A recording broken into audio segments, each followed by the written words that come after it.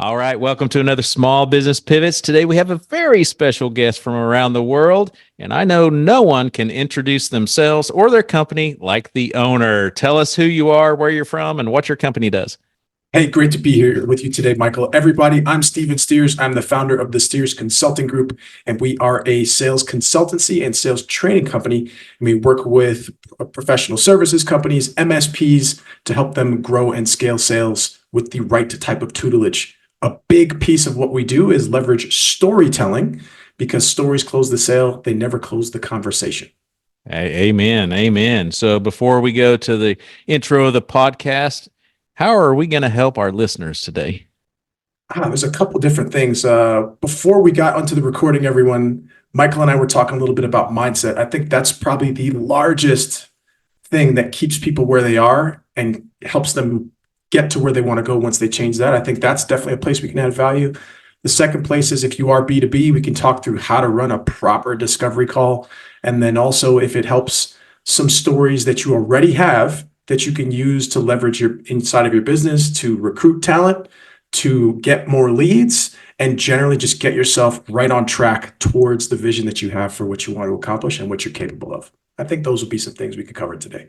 That's awesome. And for listeners, you might want to buckle up because this is going to be good for me as well. So hopefully I'll have the right questions because we're actually revising our discovery call. So this will be good information for us as well. So appreciate you. Well, let's introduce the show and then we'll come right back. Welcome to Small Business Pivots, a podcast designed for small business owners. I'm your host, Michael Morrison, a small business coach and founder of Boss, where we make business ownership simplified for success so that you can own a business that runs without you. To learn more, go to businessownershipsimplified.com. Well, welcome back to Small Business Pivots.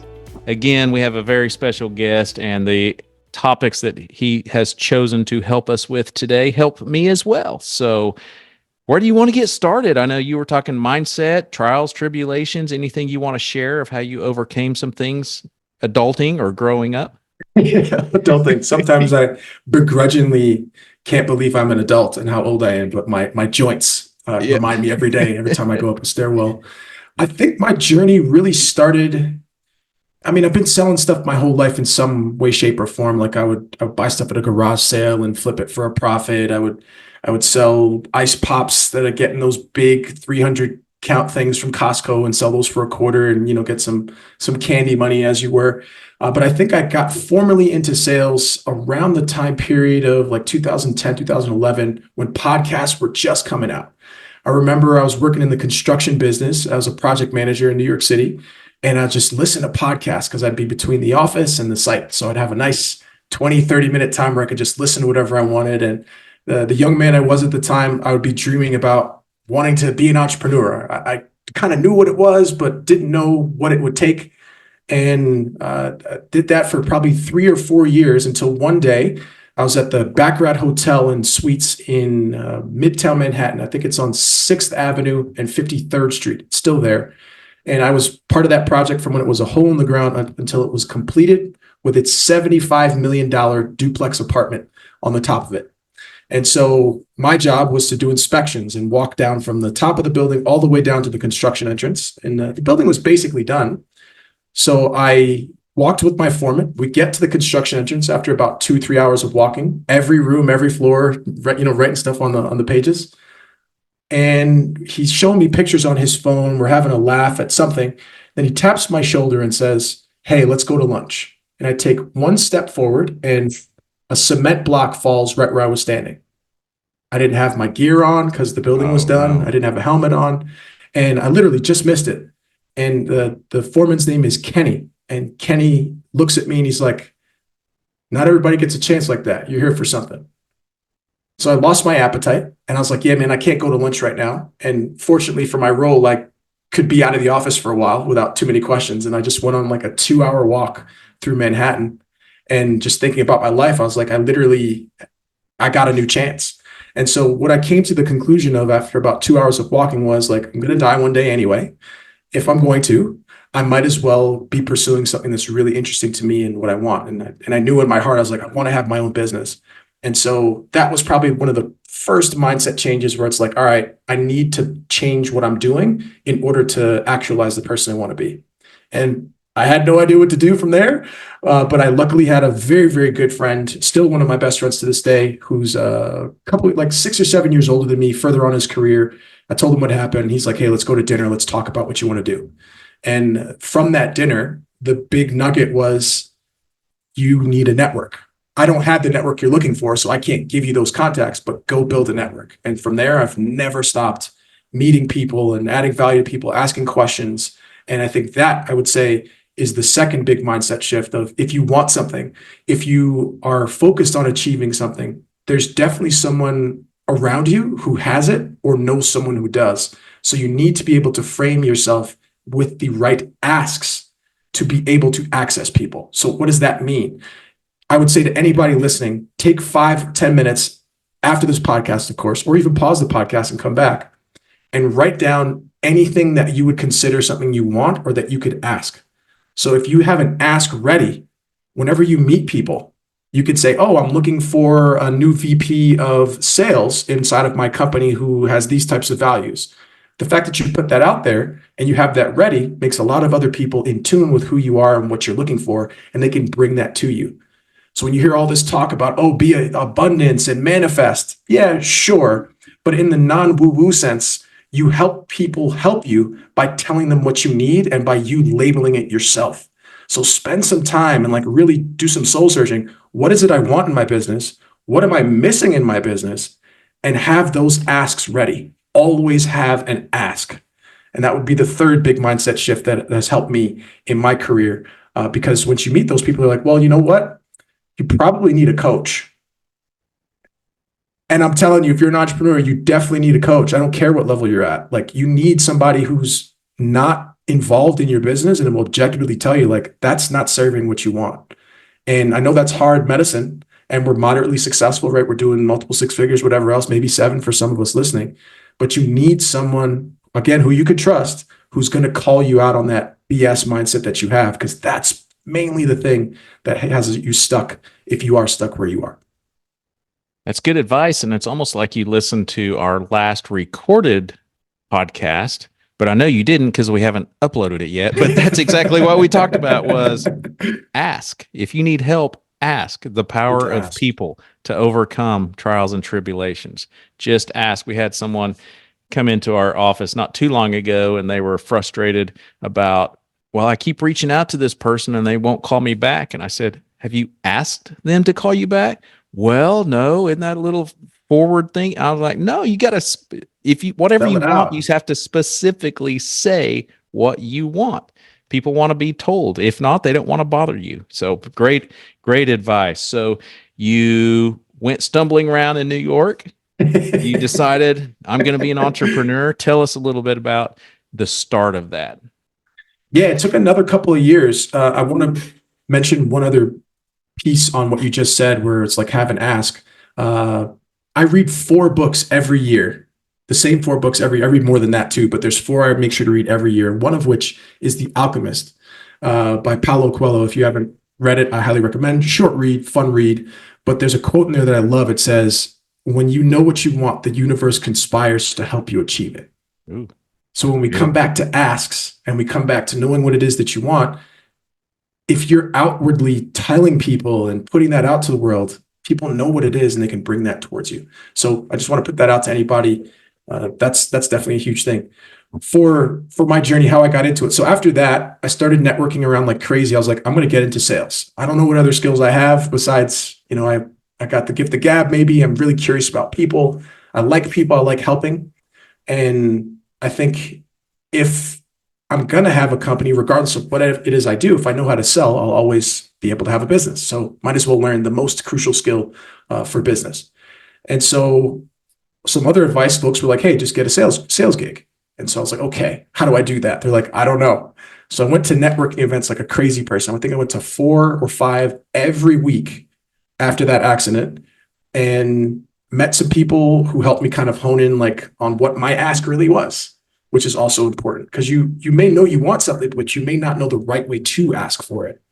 So after about 2 or 3 months of that, I kind of had honed in on an ask. I ran into an old friend and she was like, oh, like we're hiring for exactly that. And I was like, oh, cool. So I interviewed there, interviewed a couple other places. And then that got me a job as an SDR, sales development representative, at the bottom of the barrel, making all the cold calls, setting all the meetings, getting none of the upside. But again, the upside was the knowledge that I got. And so I think the big part here too is, regardless your stage in your life, or your business, or your career, you have to keep learning.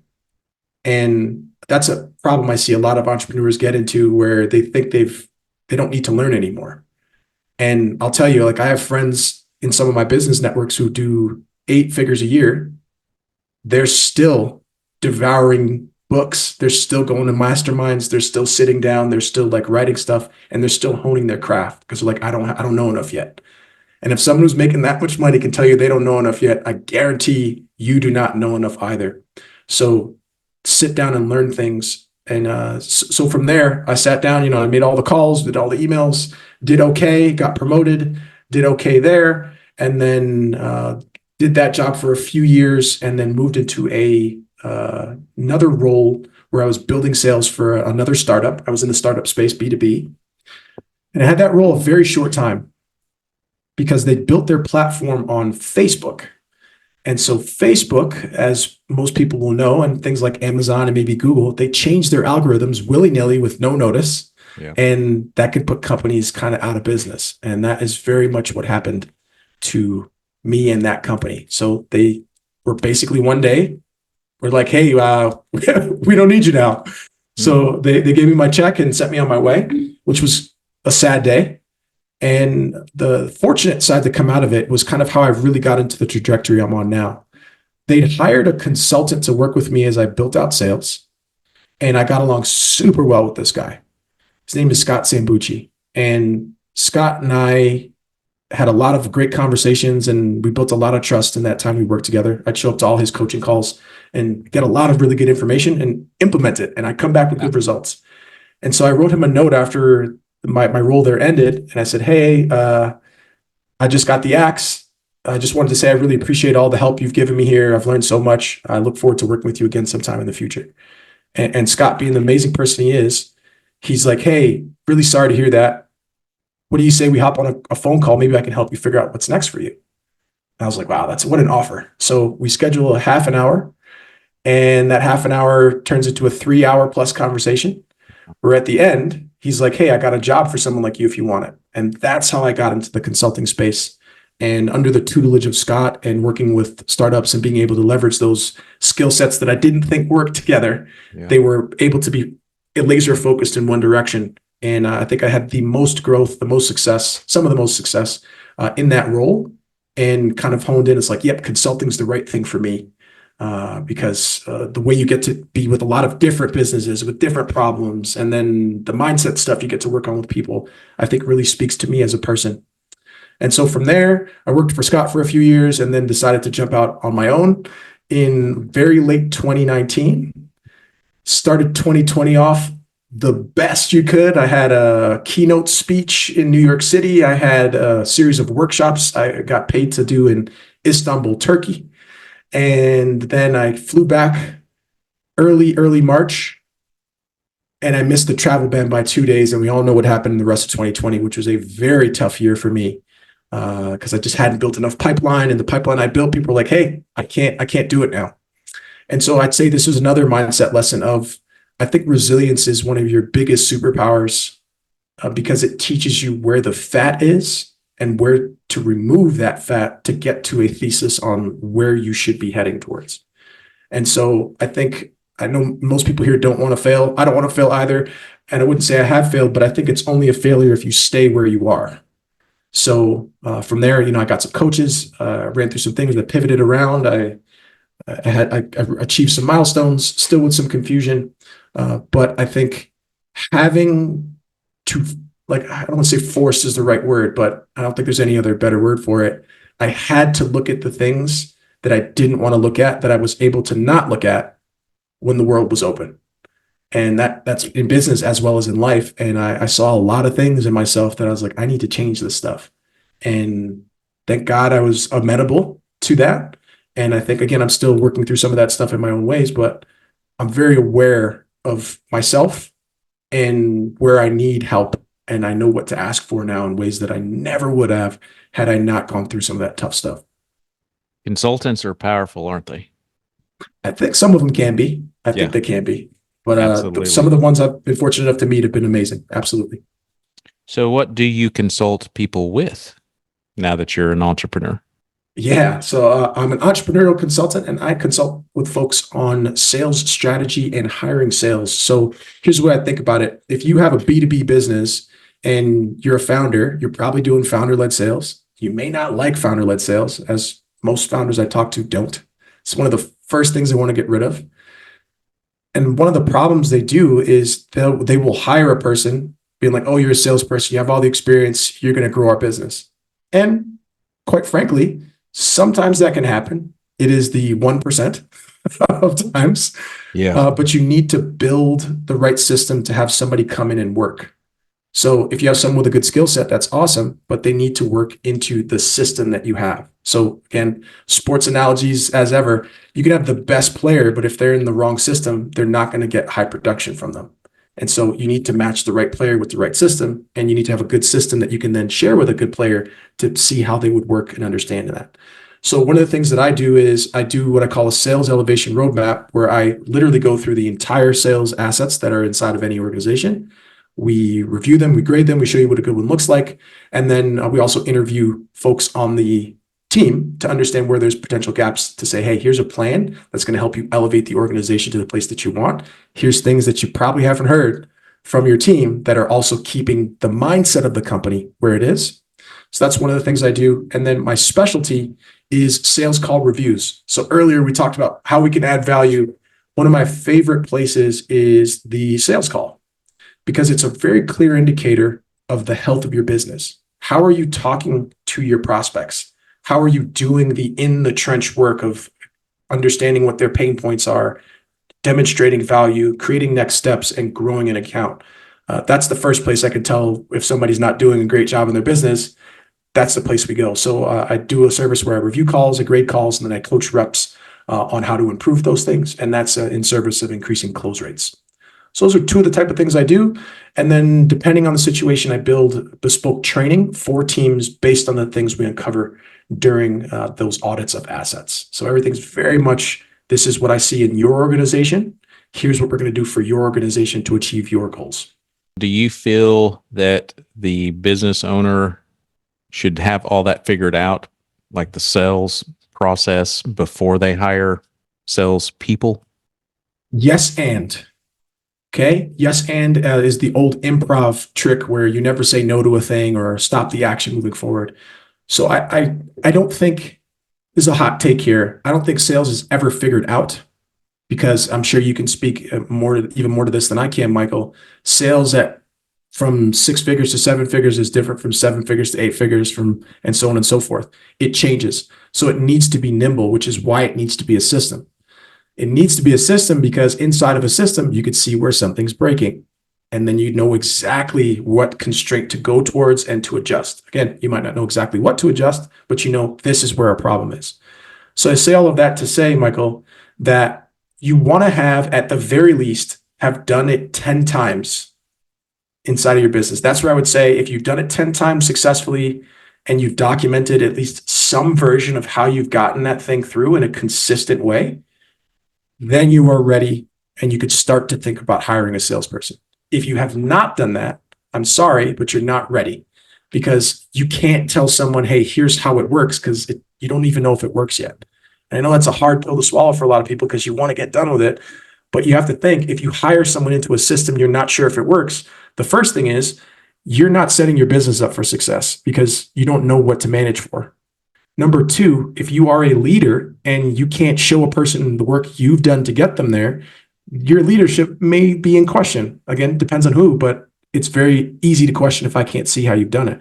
And then thirdly, and this is something that's close to my heart, and I have some stories about this too, someone who's working at your company is giving you their life and their energy. And if you haven't properly created stuff to steward that relationship with some respect, I take exception to that. I think you really need to give someone as much as you can to set them up for success if they're going to be in your company. And I've seen a lot of founders get that wrong. I've been on the receiving end many times of that, especially in the startup space. So I'd say do as much as you can. And when you do make that hire, say, hey, here's what I've done. Here's what I've built so far.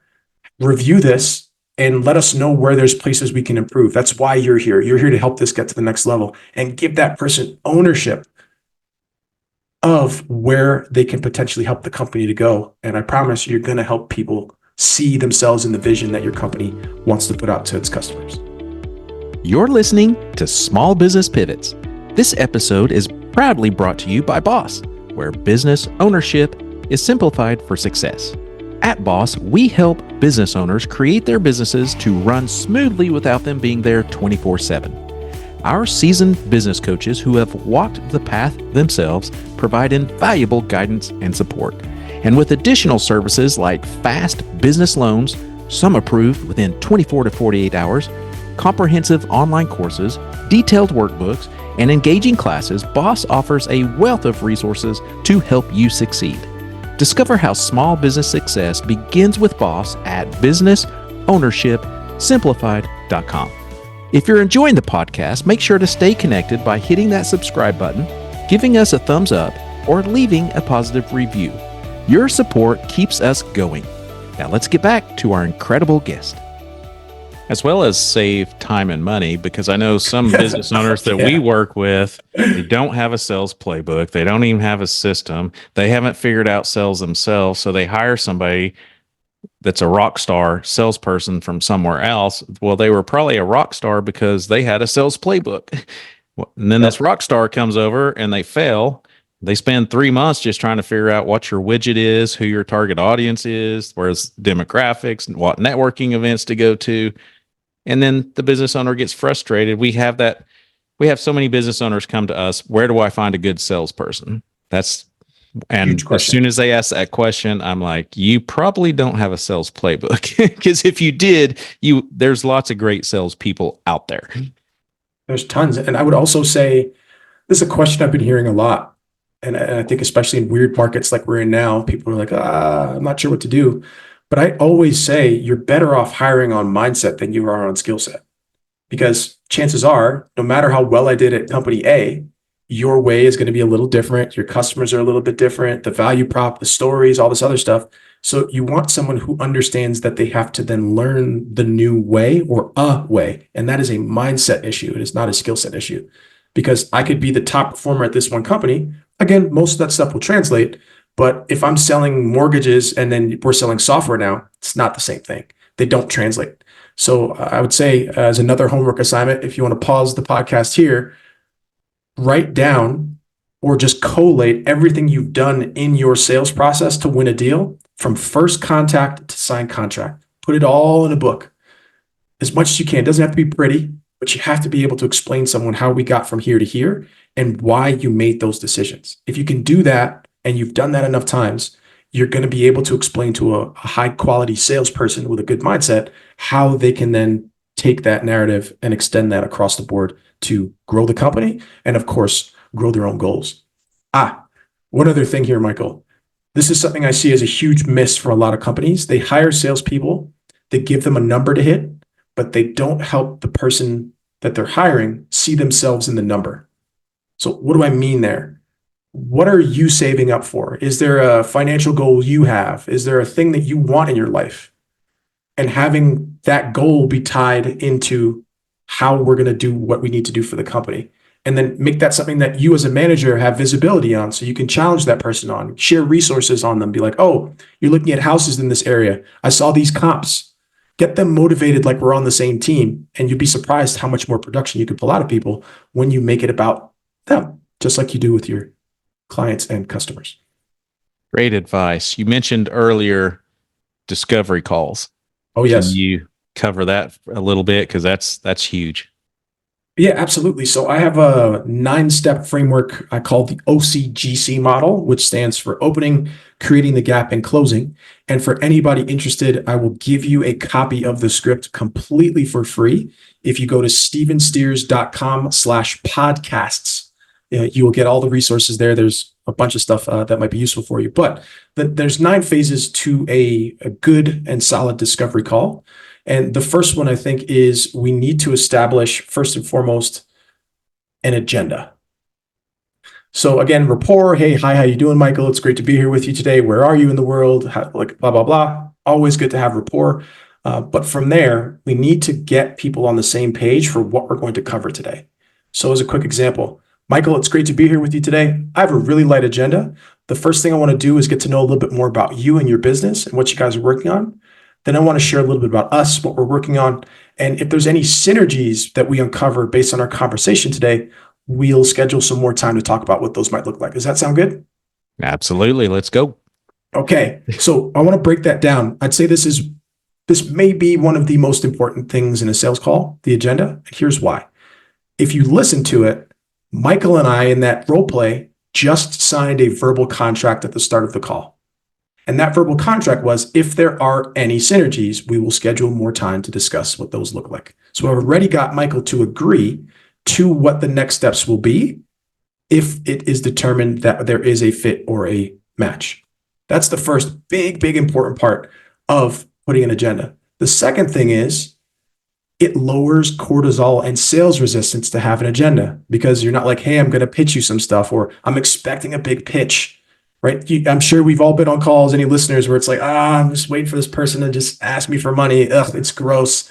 Yeah. But an agenda says, hey, we're going to uncover stuff together. And if there is something, we'll talk about what that looks like. And 99 out of 100 people will say, yes, that makes sense. And you'll see them relax into the call because they know we're just going to talk to each other and we're not going to get sold something.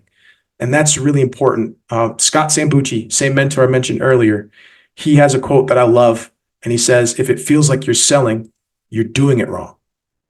So it should not feel like you are selling. It should feel like a conversation. And like Scott says, like you are opening doors for people.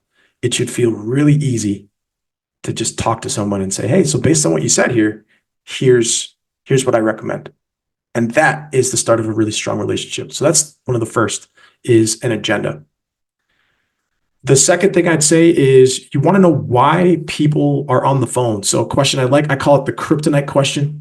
I say kryptonite for those that don't know. Superman's one weakness is kryptonite. It's a piece of his own planet, and he becomes a normal man and a weak one, which is an interesting story, a narrative piece. But I think a kryptonite question is the equivalent of an open book test for sales. Why is that? I'm dating myself here, but when I was coming up in school, every once in a while, a teacher would be like, hey, you could bring your textbook to the test. That's like, oh man, great. Yeah. I could just get all the answers. Same thing in a sales call. If we ask this question, which is, hey, so Michael, what made you hop on the phone with me today? We have a complete context for what they're thinking about, what limitations they've saw, and the emotions that they're putting behind their reason for getting on the call with us. And I say that's the kryptonite piece because that gives us almost everything we need to know how to address the rest of the conversation to make our corresponding pitch or offer that's going to align with what they're looking for. And also it could be like, well, actually, that's not something we can help you with. It's a very quick place and very early place in the call where you can qualify somebody in or out and then know what playbook to use for the rest of the call. Once you get there, you want to know where somebody wants to go. So the equivalent I say is they want to go to Thailand with their business, right? That big, huge goals, 8-9 figures. Awesome. That's great. Take them to that big goal that they want for themselves. Get them in that state of excitement for what they want to achieve. And then we want to take them back down a little bit to where are they now? And I say this is really important. I don't want this to come off like it's manipulation, but it's important to mention 95% of buying decisions take place in the subconscious, which means we make those decisions emotionally. And that remaining 5% of decision criteria comes in from the emotions that are then put into a logic. So when I say it's important to establish and create emotions in a sales call, because that's when someone's going to make a decision. That's how we get people into a decision-making place. We're not trying to push anybody into doing anything they don't want to do, but we want them to be in a space where they will respond and make a decision. Even if it's a no, that's fine too. I'd rather a no than, hey, get back to me any day. but we want people to feel like they can make a decision, and an emotion is a great way. So by going where they wanted to go and then creating that space where they are not yet there, we now have a gap. And inside of that gap, and the larger the gap is, the easier it is for us to fit our products or services inside of. Okay. The next piece from there is we want to uncover what's in the way. So why don't you have those things yet? Oh, my mindset's missing. I don't have the right salesperson. I don't have a playbook. I don't know what to do. Whatever that thing is for your product or service, that's a very clear way to help your prospect feel seen and heard, because they're labeling the things that they've already identified as what is missing for why they don't have what they want, which gives us clear ammunition to say, oh, well, you mentioned these. Here's how we can help you with those specific things, right? After we've got there, this is another thing I think is an essential piece of a good and solid discovery call. And this is summarizing. Okay. After you've gotten the prospect to unburden themselves with things that are frustrating, where they want to go, their big goals and needs and desires, summarize to make sure that you were listening properly. The power of summary is the following. Number one, there's a framework I subscribe to that I call name it, tame it, claim it. Once you've named something for somebody, we now have all the things we need to do to tame that thing and make it less opaque and scary. And once we've tamed it, we can then claim it by creating frameworks, joining programs, and then creating a plan that our coaches or other folks can hold us accountable to achieve those goals. So a summary allows you to name it, tame it, and claim it for the person. And then you get to ask the important question, did I miss anything? And they can tell you if you missed something or otherwise. Now, the other thing we solve for there is one of the principal 3 objections. So there's 3 objections you're going to experience in sales. Is this going to work? Is now the right time? And can I afford it? The thing right there is this going to work? Is going through those situations that you clearly understand my needs. There's something here for us to do. I've gotten some clarity on that. What we do after we summarize, what I recommend anyway, is after they said, yep, you've got it all down, you share a story or a case study about somebody who is in a similar position or similar situation that is analogous to what they have.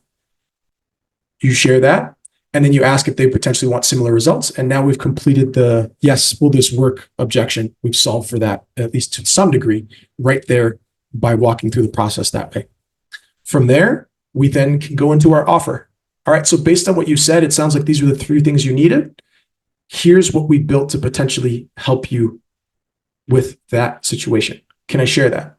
Yes. And then you can walk through what your offer is and how it corresponds. As much as possible, always try to tie back whatever your offer is to those things you summarized, because there's parity, right? It follows the thread and helps close the loops. After you've gotten that done, hopefully you've done a good job. You want to try to close the call. So a stat. I was doing some research for a keynote I did at a MicroConf in Atlanta earlier this year, teaching a similar framework for folks.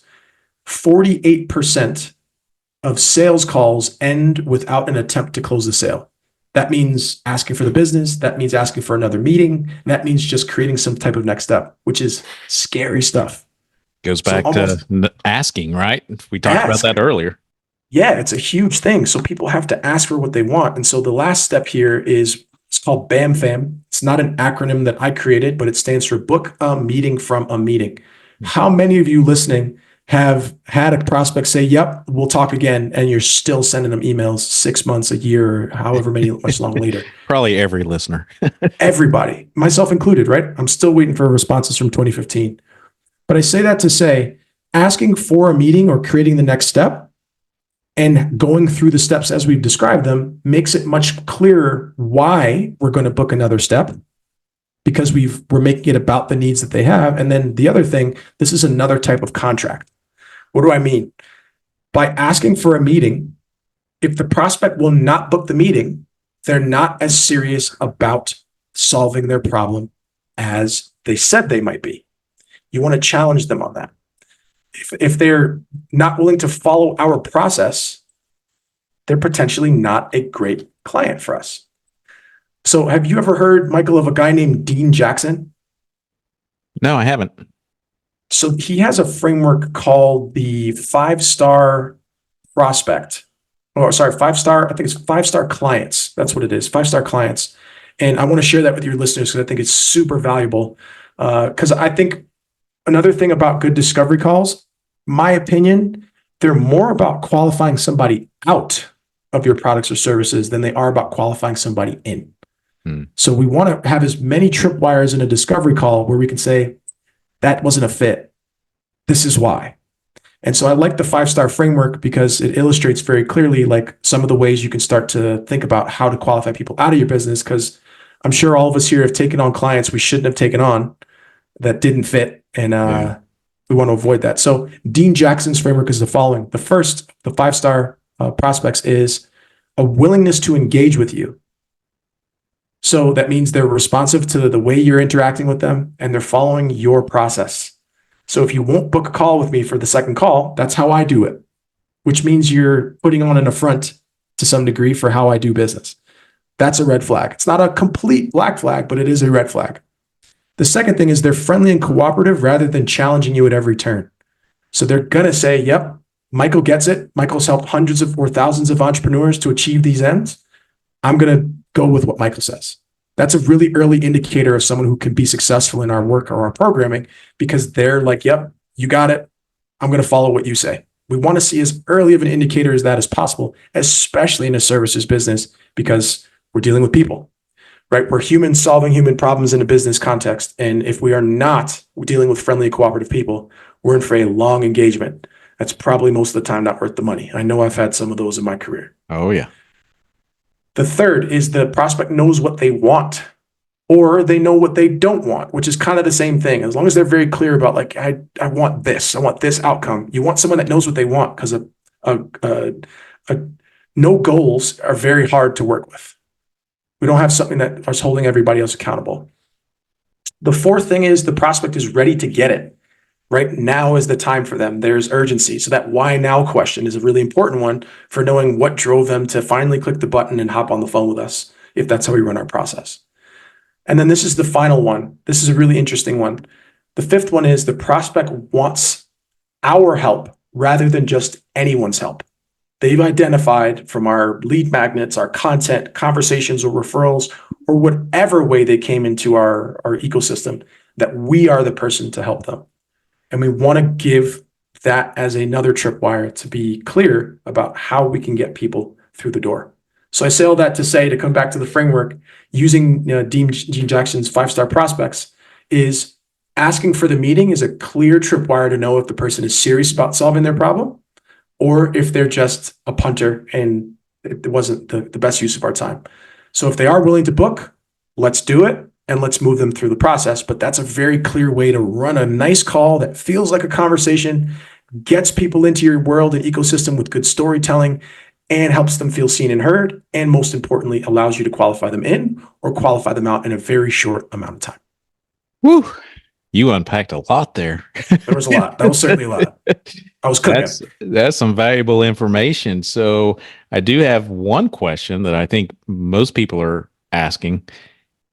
How do you get these people on the phone? Is this from lead generation or is that, how? Because I think that's a lot of people's troubles right now as well. People are overpitched, so a lot of us are reluctant to even answer the phone or an email or a DM or anything like that. Do you have some advice for that? Yeah, I definitely do. I think, and again, take it with a grain of salt here, but I think another homework assignment. We're getting a lot of homework for your listeners today, Michael. I had to go through this too, right? Because I think the market's changing a lot. Yep. So I used to do a fair amount of cold email and it hasn't worked super great in the past year or so. So that's a little tough. You have LinkedIn stuff also not working in the same way it would. It still works, but not in the same volume that you could have expected previously. So what I did was I went through my entire business, and here's the homework. Look at all of the clients you've won over the past year or 2 years. Again, this is going to take some work. If you want some help, hit me up or whatever, but here's the framework. Look at every deal you've won the past 2 years. Where did you get the deal? How much you won the deal for? What services you rendered for them? Did you enjoy working with them? Let's just start with those few criteria. If you go down the line I guarantee you're going to see a notable pattern for where you got your customers. That should be a huge, or probably the 80-20 of your strategy. So I think any business should be running cold email because what? It's automated. So if something comes in, it'll pay for itself. You get one client off a cold email, you're probably paying for what it is that you have to do. So you should have it running. LinkedIn automation should also have it running. Somebody comes in for a meeting, happy days, no problem. When I did the stuff for myself, it was very clear that speaking engagements and podcasts were some of the best performers for me getting people into the top of the funnel. Why is that? One, I think I have great hair, which people like to look at, which makes me easy to deal with. But in all seriousness there, I think where the market has changed, Michael, is we have a much more educated buyer than we've ever had. So they're much more discerning and they choose how they engage. So what I'd say as a challenge for folks is when you go through that audit of your own business where you've won customers, what ways can you create valuable things that they can just have to better educate them and start to create that gap in the way that they think and how you can reframe the way they think. If you can give people a lot of value, I know it's going to take a little bit longer in some ways, but you build much deeper relationships with people because they're like, you know what? This guy, Michael, he's completely outlaid the entire situation I'm in. He showed me the exact picture of where I'm at and where I'm planning to go and all the steps to get there. I just can't do this on my own. You've already built that trust. So I think that's one of the key places I would focus on. And there's another framework you can use to think this through. It's called the 7-4-11 framework. Have you heard of this, Michael? I have not. Okay, it is not my framework. I don't remember where. Maybe it was on Clubhouse. Some person said it in some one of those rooms. This is how long ago I heard it. But it says the following. You need to spend 7 hours with a prospect across 4 platforms and make a minimum of 11 touches to get someone to make a purchase. Now, when we say purchase, that it's a lot, right? So you want to think about, for any business owner, going on podcasts is great because people get to spend time with you and build that trust and see who you are. If you have a book, that's a couple more hours they get to spend with you. If you have content, if you have lead magnets, if you have courses or things that you can send to people so they can spend that time and build that trust, it's much easier for them to say yes. Now, Michael, we're gonna close the loop here with how you get people on the phone. Once you do all that, what do you got to do now? Ask people to take an action. If you'd like me to, so quick example, if we have a course, right? If let's say you have a course, a 5-step process to start to build your plan to scale from 6 to 7 figures. At the end of it, you would say, hey, if you want us to, we'd be happy to review your plan and see what it looks like. Now, I've already done some work. You've got a higher value prospect who's actually taken some time to do some work and prepare themselves to speak with you. And now we're no obligations. Let's review it and see where you are. And we can make an ask because we're adding value. That's a very, very different situation than just, oh, book a call, book a call, book a call. It's let's talk about you and yours. So I say all that to say, Michael, that I think the opportunity now for the educated consumer is being more personalized. It's talking directly to your prospect. If you are doing cold email, which still can work in certain ways, do some research on some people. Know about their business, know about their dog, know what school they went to. Make it really hyper like, oh, you had to have done some research on me. And the reason that's important is it shows if you're willing to take this much effort before we meet, I can only imagine what you might do should we work together. So create as many of those situations as possible.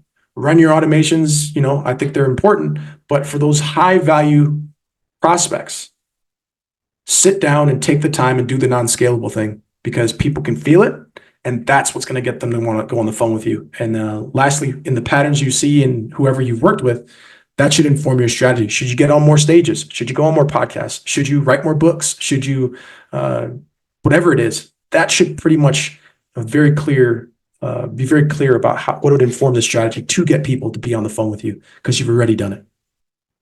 It's good information. And with technology as fast as it's changing, I highly encourage business owners to always be adaptable. What works today may not literally work in 24 hours because of AI or something. I know that a lot of times the software that's out there is wrong. For instance, I literally had someone yesterday reach out to me in my DM box and put out the problems that I might be facing. And it literally was, is your business stuck, et cetera, et cetera. Well, I'm a business coach. It was almost like they looked at my web page and copied everything I said, trying to help me. And I'm like, you didn't even research me. Like, you're just, so I think Gross. so be genuine, be authentic, don't go with the flow of what everybody else is doing. If you get a really cool DM or something, I say, don't copy theirs, be yourself. I think that's also very helpful too in that process. Just because I see that often. If we had a room full of business owners and they're all in different seasons of business, what's something that's applicable that you could share that might be beneficial to all of them? Remember that we are humans solving human problems in a business context.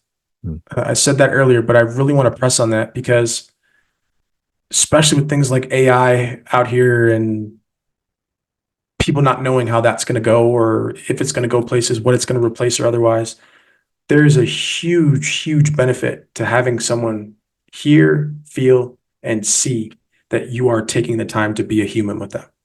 That is such a high value thing. And I don't want anyone to misplace the value of that. Automation's great. Machines are great. They're helpful to us. But at the end of the day, is a machine signing that contract to work with you? No, it's not. It's a person. It's a person whose problem you are solving. So I would say dive into that whatever way you can. If you're in the earlier seasons of your career, get on the phone with people. Just talk to them. Don't offer to sell anything. Just try to understand where they are. Even at the higher levels of business, I think you can do that. But again, especially if you're earlier on, talk to people. Understand where they are. Ask what challenges they have. Be a resource. Do the non-scalable thing because that's how you learn what to scale. And the other thing that happens with that that's really important is if you treat someone well, they will tell people you treated them well. And that becomes your reputation inside of the marketplace. Like Michael helped my business grow leaps and bounds, was super patient with me, introduced me to great people, put me out in the world, and it made me more visible. You should talk to Michael, right? So at the end of the day here, we give people the stories to tell about us, and the stories are our business card. So by being more human, more direct with people, you give people the right story to tell about you in the marketplace, and that is where you're going to get your referrals and people knocking on your door. Well, you've been a blessing to so many people today. Appreciate your information. If someone wants to get a hold of you, what's the best networks to do that on and how to reach out to you? Yeah, first off, Michael, thank you for having me. This is a fun conversation, or mostly me talking, but still, nonetheless, I had a great time. Thank you for creating this space. For anyone who wants to reach out to me, I'm all over LinkedIn, Stephen, Stephen, Steers, Steers. That's where you can connect with me. And if you want any of the resources we discussed today, a call script that you can take and just use for yourself, or if you want to have a call reviewed that you're currently doing in your process, I'll do it 100% for free. Just sign up on that same page. It's stephensteers.com/podcast with a no S on the end. And you can get any of the resources that I might be able to leverage and give you value with, but until we meet. All right. Well, thanks again. Wish you much more success in the future. And listeners, please reach out to Stephen. He is a wealth of information. We just barely dipped our toe in the water today, didn't we? We just gave them a little bit, but they have a lot of homework to do too. So you gave us a lot of information. So thanks again and wish you much success. Likewise, Michael. God bless. Thank you for listening to Small Business Pivots. Please don't forget to subscribe and share this podcast. If your business is stuck, you need help creating a business that can run without you, or you need a fast business loan or line of credit, go to our website, businessownershipsimplified.com, and schedule a free consultation to learn why small business success starts with BOSS. If you want to talk anything small business related, email me at michael@michaeldmorrison.com. We'll see you next time on Small Business Pivots.